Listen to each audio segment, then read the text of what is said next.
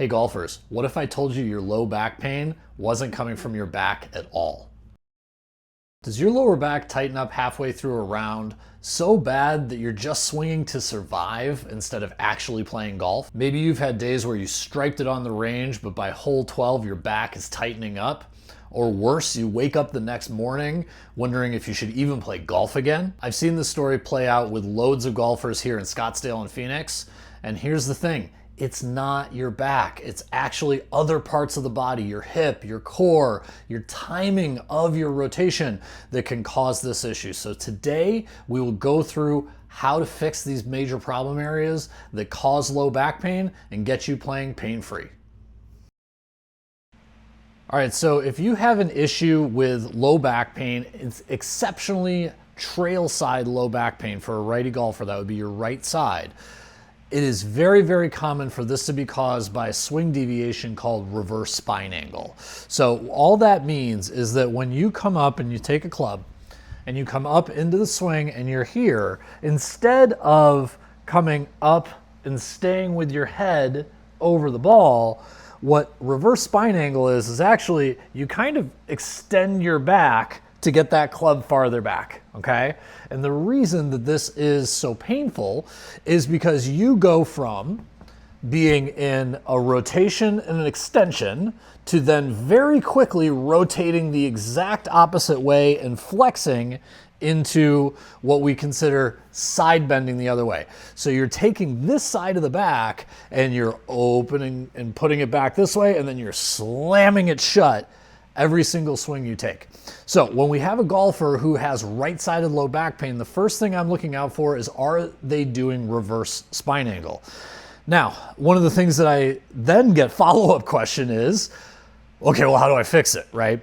So some of this is just your ability to play. That's where an instructor would come in. But from a physical standpoint, if you have an inability to get full rotation in your shoulders, right? Get that big shoulder turn, what'll happen is your body will get to about here, and that's as far as your shoulders will turn, but you got to get that club higher, right? Like, that's not going to put the ball very far. So what you do is you extend your back to get that club farther, right? When you really should be spinning your upper body.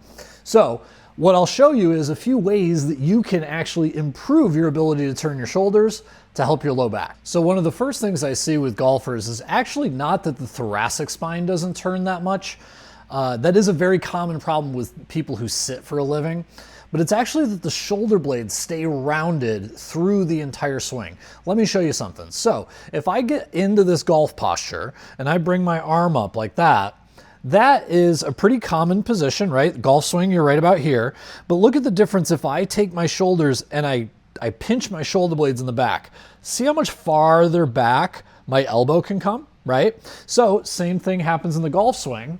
If we pick this up, if you're coming here and your shoulder kind of stays slumped like this, then you lose that much of your swing. That is just shoulder motion. Notice my chest is not turning. Nothing is there. It is, can I get this shoulder to come around my neck? And then can I get this trail shoulder to be able to come back here?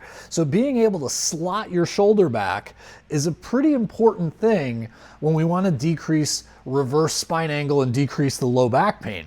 If you can get a good rotation out of your shoulders and your back can stay very, very controlled, then you don't have to come back here to then come back and hit the ball. Now, a good warm-up drill I'll do for a lot of my golfers when they're first starting out is just a simple thing I call the no money. So it looks like you're telling somebody you don't have any money, but if you look at me from the side, you see how my shoulder blades come forward and then they go behind me, right? I care about what this shoulder blade is doing. Is it coming forward and back more than I care about what my hand is doing, okay? So we're doing this no money where we're pinching like that.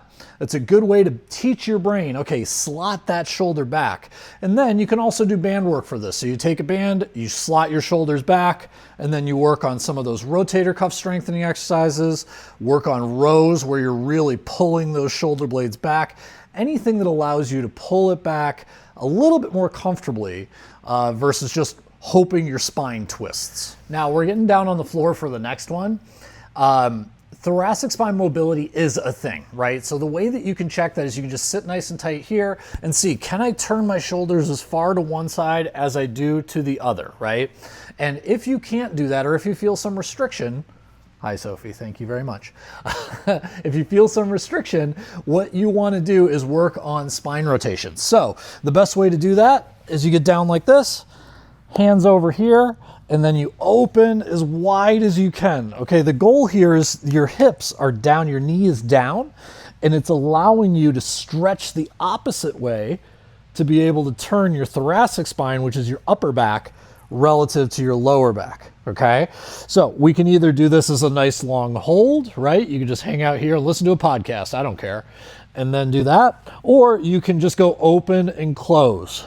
Open and close. My golfers know this as the open book because it looks like an open and closed book. An important fact to leave you with here is that the upper back and the shoulders really do impact the low back when we come to that swing and that reverse spine angle. Now there's a whole other video that we can talk about when it comes to how do your hips affect you turning and rotating in your back. Sometimes people call this stiff hips, and they say that that's either going to be the reason why you lose power, or it's probably a big factor. We see it a lot when people come into me for their low back pain. So if you have any questions or want to look more into how the hips may affect the pain, your back pain, check out this link in this video. Otherwise, see you on the next one.